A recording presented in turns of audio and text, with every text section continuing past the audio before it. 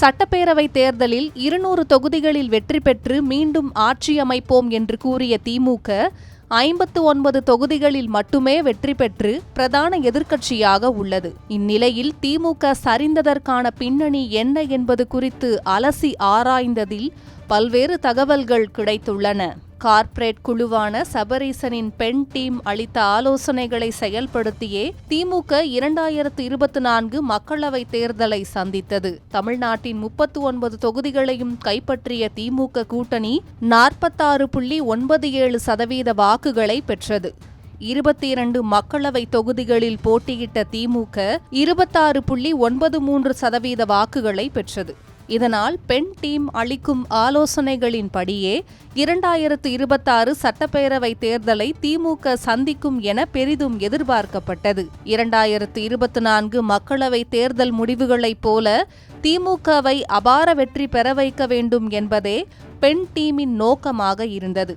ஆனால் இந்தியாவின் முன்னணி அரசியல் தேர்தல் வியூக நிபுணராக கருதப்படும் ஷோ டைம் கன்சல்டிங் நிறுவனர் ராபின் சர்மா, ஐபேக் நிறுவனத்தின் இணை நிறுவனர் மற்றும் இயக்குனர் ரிஷிராஜ் சிங் ஆகியோருடன் 2026 சட்டப்பேரவை தேர்தலுக்காக திமுக திடீர் ஒப்பந்தம் போட்டது.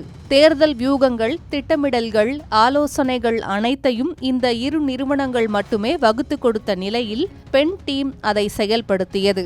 20க்கும் மேற்பட்ட கட்சிகள் கூட்டணியில் இருப்பதாலும் கூட்டணி கணக்கே கரையேற்றும் என்றும் திமுக தலைவர் ஸ்டாலின் நம்பினார். 2021 சட்டப்பேரவை தேர்தலில் வெற்றி பெற உதவிய ஐபேக் நிறுவனம் இம்முறையும் வெற்றி பெற உதவும் என்று திமுக நிர்வாகிகள் நம்பினர்.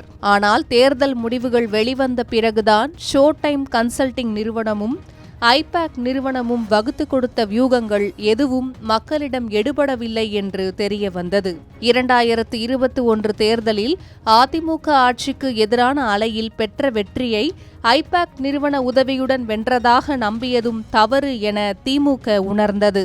இந்நிலையில் தோல்விக்கு எந்த பொறுப்பையும் ஏற்காமல் குறைந்தபட்சம் சறுக்கியது எங்கே என்று ஆராயாமல் ஷோ டைம் கன்சல்டிங் நிறுவனமும் ஐபேக் நிறுவனமும் கடமையை செய்ய தவறியதால் திமுக தலைவர் ஸ்டாலின் அப்செட் அடைந்துள்ளார்.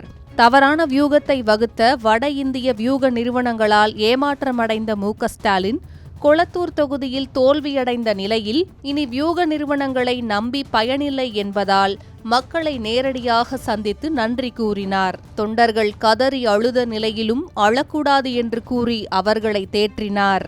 மெகா கூட்டணி கை கொடுக்கவில்லை என்பதையும் தேமுதிக, காங்கிரஸ், விசிக போன்ற கூட்டணி கட்சிகளின் வாக்குகள் திமுகவுக்கு முழுமையாக டிரான்ஸ்பர் ஆகவில்லை என்பதையும் உணர்ந்த திமுக தலைவர் ஸ்டாலின் நிர்வாக கட்டமைப்பை மேலும் வலுப்படுத்துவதற்கான ஆலோசனைகளில் ஈடுபட்டு வருகிறார். திமுக கூட்டணி 73 தொகுதிகளில் வெற்றி பெற்ற நிலையில் 1,54,82,782 வாக்குகள் கிடைத்துள்ளன. தமிழக வெற்றிக் கழகம் திமுகவை விட 17.43 லட்சம் வாக்குகளை கூடுதலாக பெற்றுள்ளது. திமுகவுக்கும் தவேகவுக்கும் உள்ள வாக்கு சதவீத வேறுபாடு என்பது 3.52% மட்டுமே என்பதை திமுக தலைவர் ஸ்டாலின் சுட்டிக்காட்டியுள்ளார். மகளிர் உரிமை தொகை, மகளிர் விடியல் பயணம், புதுமை பெண் திட்டம், காலை உணவு திட்டம், நான் முதல்வன் திட்டம் உள்ளிட்ட நலத்திட்டங்களால் பெரும்பாலானோர் பயனடைந்த நிலையில் அவை ஏன் வாக்குகளாக மாறவில்லை என்பதையும் ஸ்டாலின் ஆய்வுக்கு உட்படுத்தியுள்ளார். அரசியல் விமர்சகர்கள் கூறுவதைப் போல திமுக சுய பரிசோதனை செய்ய தொடங்கிவிட்டது. அதே சமயத்தில் எதிர்க்கட்சியாக எழுச்சியுடன் களமாடவும் திமுக தயாராகிவிட்டது. இது தொடர்பாக நாளை நடைபெறும் திமுக எம்எல்ஏக்கள் கூட்டத்தில் முக்கிய முடிவுகள் எடுக்கப்படும் என்று எதிர்பார்க்கப்படுகிறது.